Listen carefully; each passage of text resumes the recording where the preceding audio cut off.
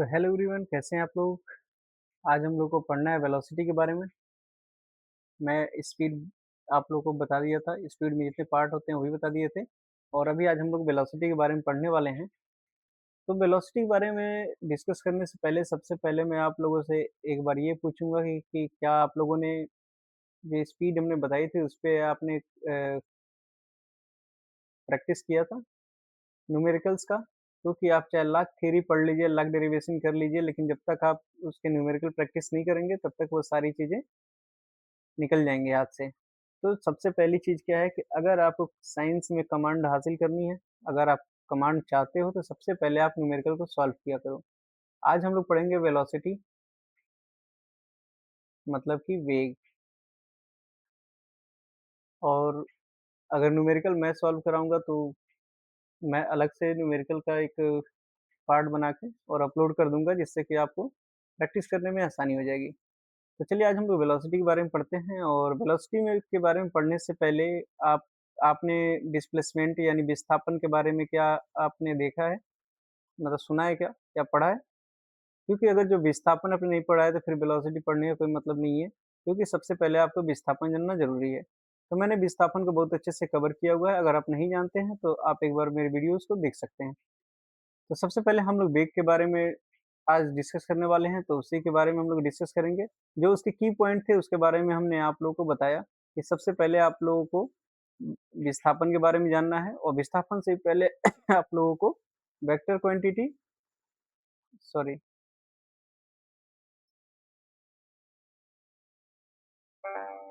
सबसे पहले आप लोगों को किसके बारे में,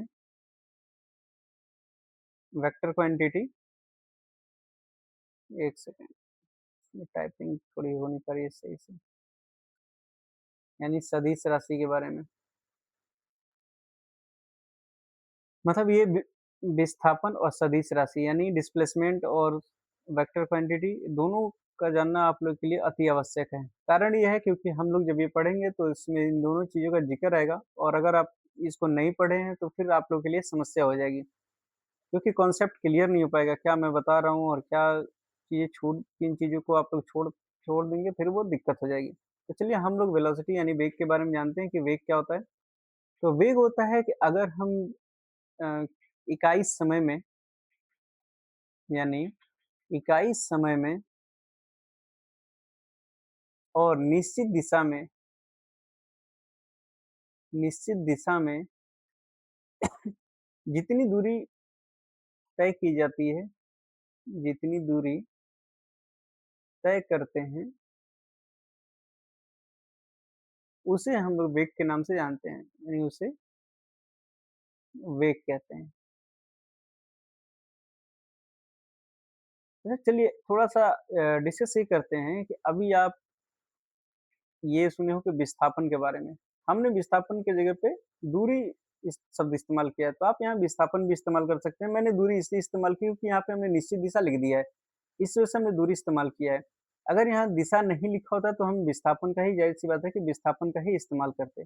अगर मैं ये कहता कि इकाई समय में जितनी मतलब कितना विस्थापन हम लोग तय करते हैं, यानी किसी वस्तु द्वारा जितनी विस्थापित होती है कोई वस्तु, तो वो क्या कहलाती है, उसका वेग कहलाती है। लेकिन हमने क्या किया कि एक निश्चित दिशा जोड़ दिया है, इसकी वजह से हमने यहाँ पे दूरी जोड़ दिया है।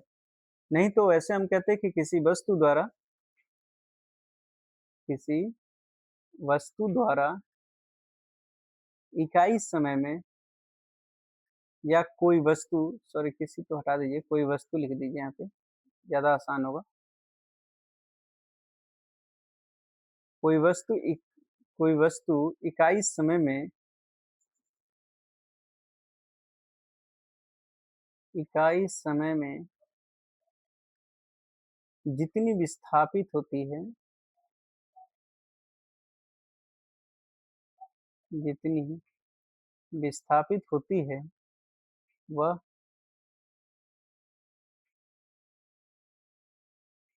उसकी वेग कहलाती है,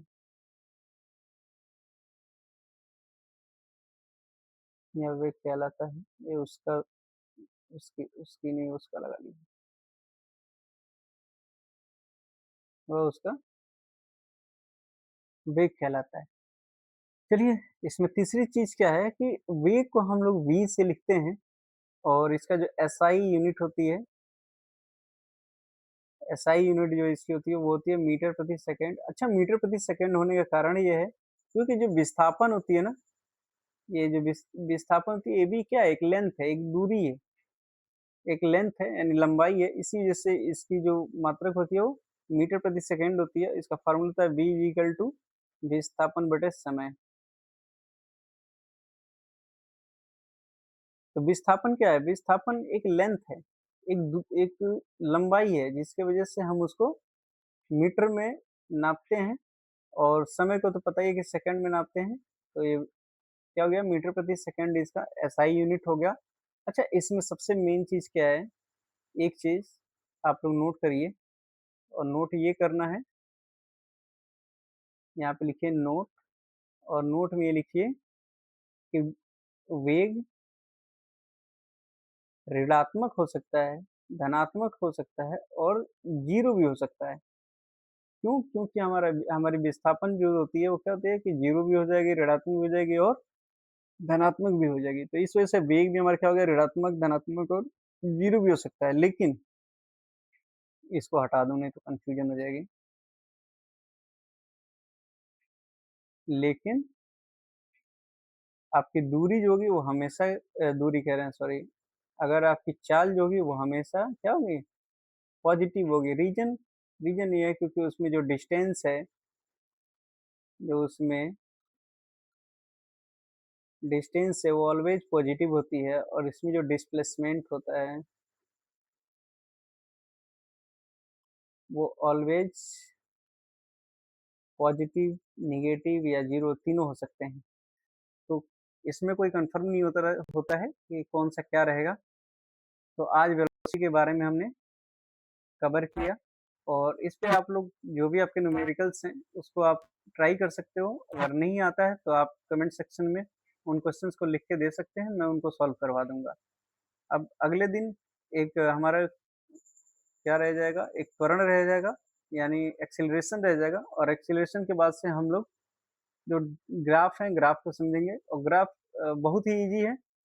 ग्राफ देखने के बाद से कई लोगों को लगता है कि बहुत ज़्यादा टफ है, ये है, वो है, कुछ नहीं है, बहुत ईज़ी है। मैं बताऊँगा यहीं पे आप लोगों को।